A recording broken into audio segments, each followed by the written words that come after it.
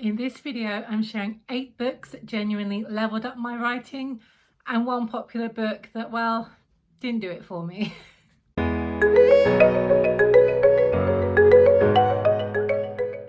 If you want to become a better writer, there are thousands of books out there, but only a handful of those really made a difference to my writing. I'm sharing those with you today. Hi, my name is Melanie Steele and I am the author of 3 non-fiction books all about cozy living, and I'm currently writing my first fiction book, a cozy fantasy entitled The Lunar Quartz Library. Here on my channel you will find a mix of vlogs and how-to videos of me sharing things that have helped me become a better writer in hopes they will help you become a better writer. So without further ado, let's get into it. The first book on my list is Stephen King's On Writing. Now, this is an interesting book because it is a mixture of memoir and craft writing. A lot of people I know actually skip over the memoir part and go straight into the writing part, which I totally get. However, I really think you're missing a trick if you don't read the memoir part. It is really absolutely fascinating about how King himself got into writing, his routine, the struggles that he had with it, the support of his wife that I feel is really what helped him to get where he is today. He had a wife who was essentially able to do everything around the house, look after their children, that left him able to write freely for hours upon hours upon hours. We all have Stephen King's wife to thank for his success, I believe, in part at least, because yes, he's a fantastic writer, but let's not forget that he had the privilege of being able to write for hours upon hours without being disturbed. But I find it's a fascinating read and has some really good insights, both from his personal life and his approach to writing, and of course the aspects of the technical side of writing as well. Next up is Save the Cat Writes a Novel. This for me is my #1 book on how to structure your novel. I have a background in screenwriting. I studied it both at undergraduate and postgraduate level. So when I'm writing, I think very much as writing for the screen, about scenes and dialogue, and kind of seeing this scene by scene in my mind. So Save the Cat Writes a Novel, which is basically employing screenwriting techniques to help you write a book, is absolutely fantastic, and I cannot recommend it enough. It outlines 15 beats that you need to hit in your story in order for it to follow a Hollywood convention of storytelling, and hitting each of these beats helps you to tell a story in a way that is very much aligned with how we see stories both on screen and in books. It's kind of like the secret sauce for how to make sure your novel has a fantastic beginning, middle and end with all the elements that a reader would expect. Cannot recommend it enough. Go grab a copy. This next one you're probably less familiar with, and it is Universal Fantasy by Theodora Taylor. This is a great book. It basically employs the concept of universal fantasy, i.e. things that we all fantasize about, things that are dreamy, things that we would just absolutely love to happen in our lives, and how we can use that, which she calls butter, to butter up our books. So things like makeover scenes. If you grew up in the 2000s like I did, every film directed at teenagers had a makeover scene. Why? Because it's all what we wanted, wasn't it? We wanted to be glamorous and liked and popular, and every single film aimed at teenagers had this. Think about She's All That, The Princess Diaries, very much built on this foundation of we can take this girl, give her this very, albeit artificial makeover, make her popular, make her pretty, because it appealed to us, especially if you were someone who didn't really fit in with the crowd, who didn't maybe have a lot of friends, that you wanted to be pretty and popular. It's a universal fantasy, still very much in use today. So if you want to tap in to fantasies like that to kind of draw your readers in, Universal Fantasy is the book for you. Creating Character Arcs by K.M. Weiland is a fantastic resource to make sure your characters have an arc, that they are doing something, they are growing, they are contributing to the story, that they are not just flat, they are not just existing with absolutely no purpose. Great resource to help you build a character that feels realistic, a character who is an aid to the story rather than a distraction. So if your characters are feeling a little flat, a little 2D, as opposed to characters who are really bringing the story along, highly recommend creating character arcs as a resource to flesh them out and have them feel like they really are a part of the story, that they are relatable, and that people will read your characters and just be like, yes, I relate to this person. Your characters need a bit of work. Creating Character Arcs by K.M. Weiland is the book for you. If you're someone who loves a list, the next few books are definitely going to be ones that you want to check out. Master Lists for Writers by Bryn has lists for everything. It has lists pertaining to description, setting, plotting, action, dialogue, even character names from different places and different time periods. It also has a really great chapter on character traits. For example, how you can show rather than tell certain character traits. For example, if your character's a jerk, how can we show this rather than writing character A was such a jerk, which is boring, right? Has some really great, useful ideas for how to show rather than tell.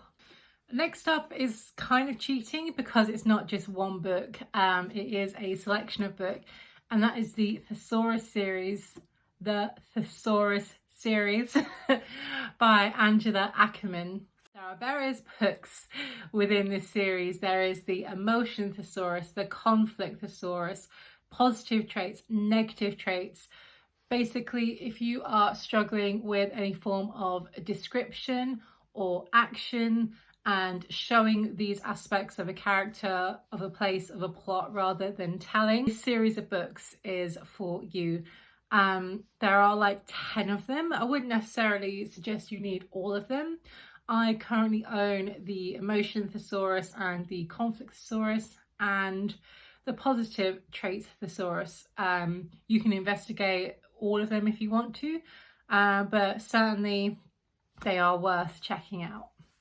Why is thesaurus so hard to say?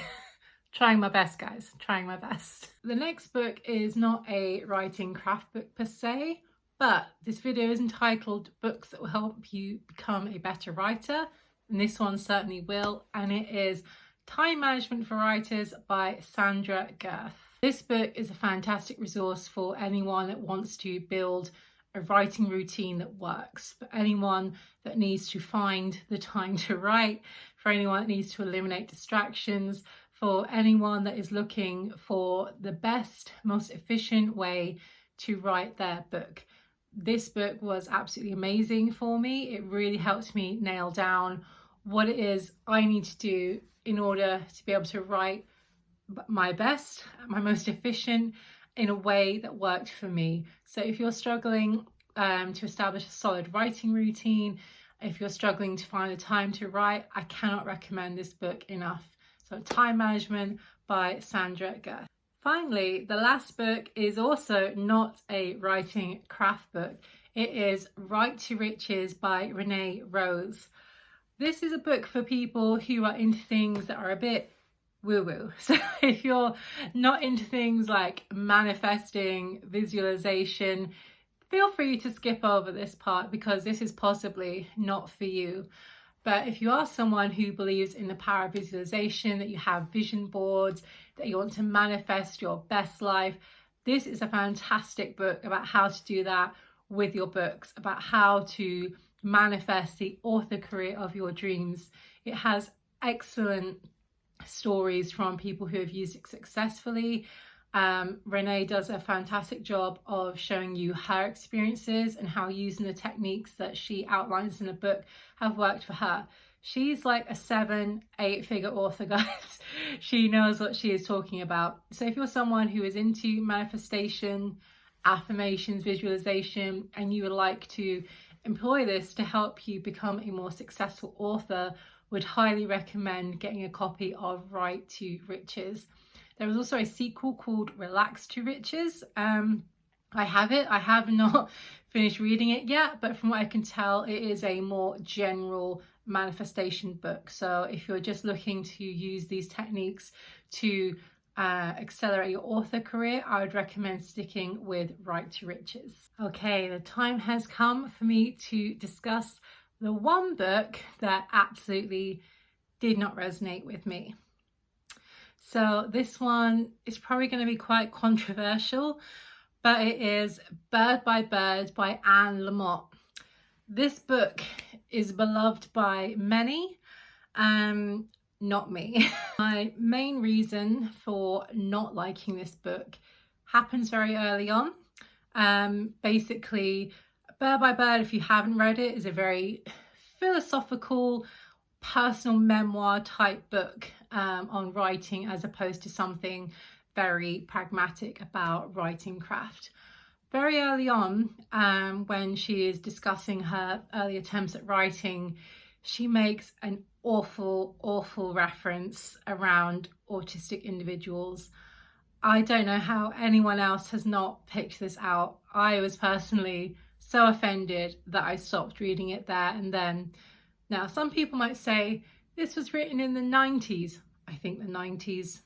It was certainly written some time ago. It's a product of its time. That's not what she meant.